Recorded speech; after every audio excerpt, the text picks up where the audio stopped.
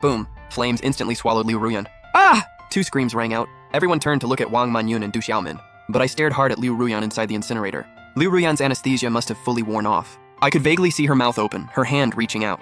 But the commotion outside was too loud. No one noticed what was happening here. A minute passed. Everyone finally looked back at the incinerator. The crematorium workers whispered among themselves, fascinated. First time seeing a hand reach up that high. Like it's alive. Good thing it's daytime. If this were midnight, I'd swear it was a corpse coming back to life. I wiped tears that weren't really there, and pressed down the corners of my mouth that kept curling up.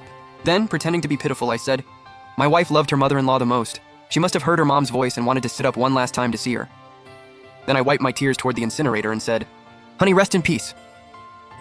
"Don't worry, I'll take good care of Mom. I'll try my best to reunite you two soon." Wang Manyun ignored Du Xiaomin, who had collapsed on the floor. She stumbled over, saw what was inside the incinerator, and nearly died of fright. She frantically pressed the incineration button. The fire wouldn't go out. "Put it out! Put out the fire!" The staff had never seen such an agitated family member before. They quickly pushed Wang Manyun away. "Ma'am, we know you're sad, but the dead can't come back to life. Like this, she won't rest easy." Wang Manyun's face was deathly pale. She plopped straight onto the ground. It's over, this is completely ruined." Du Xiaomin crawled to my feet using her hands and feet, grabbed my pants leg and cursed bitterly. "You bastard, you killed my daughter! Give me back my daughter's life!" I sighed, pulled out the death certificate and said, "Mom, I know you're hurting, but Ruyan's death has nothing to do with me. She died of a sudden heart attack. Ask Manyun. She was the one who tried to save Ruyan and the one who issued this death certificate." After saying that, I turned to look at Wang Manyun, barely holding back a smile. "Am I right, Manyun?" Wang Manyun had no idea what to say. If she said Ruyan wasn't dead, then where did the death certificate come from? If she said she was dead, Du Xiaomin wouldn't believe it. But when I said that, Du Xiaomin caught on too. You killed my daughter! My daughter was alive! Why issue a death certificate? Now my daughter's been cremated, this is all your fault." Those words were too harsh. Everyone present was shocked. The staff turned pale. "Oh my god, this is murder." Hearing that, Du Xiaomin's eyes rolled back and she passed out cold. I snapped back quickly and slapped Wang Manyun across the face. "Manyun, are you sick? How could you joke about something like that? My wife is dead. Why would you say something so messed up?" Wang Manyun was stunned. The staff assumed she was making a sick joke and went back to their own work. Watching Liu Ruyan's cremation finish, I pretended to be furious and left the crematorium with her ashes. Before leaving, I made sure to leave one last remark for Wang Manyun. "You randomly scared Mom into fainting. You're responsible for taking her to the hospital. Not that I don't want to stay and watch the drama, but I've got bigger things to do." Back home, I casually placed Liu Ruyan's ashes in a visible spot in the living room.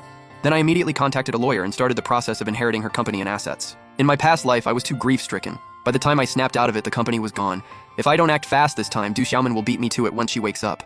"Lawyer Chen, Ruyan died suddenly, but she mentioned some family trusts and offshore accounts to me before.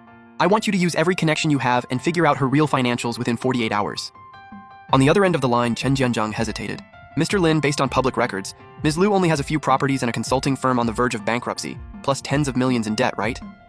"Lawyer Chen, Liu Ruyan is a woman sharp to the bone. She'd rather fake her death than divorce. That means the assets she's protecting are worth way more than that debt. Help me dig. Triple your fee. Heavy reward, brave takers."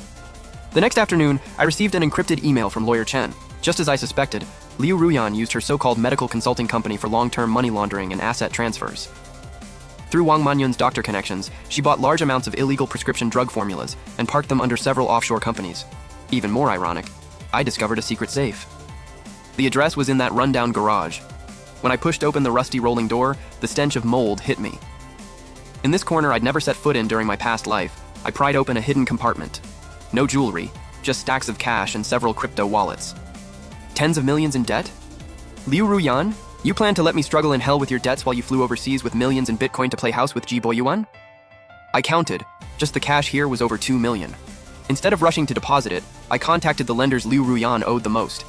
The best way to deal with loan sharks isn't hiding, it's buying them off. I invited the heads of those companies to an upscale private club. "Gentlemen, Liu Ruyan has been cremated. Here's the death certificate. I'm sure you've already heard."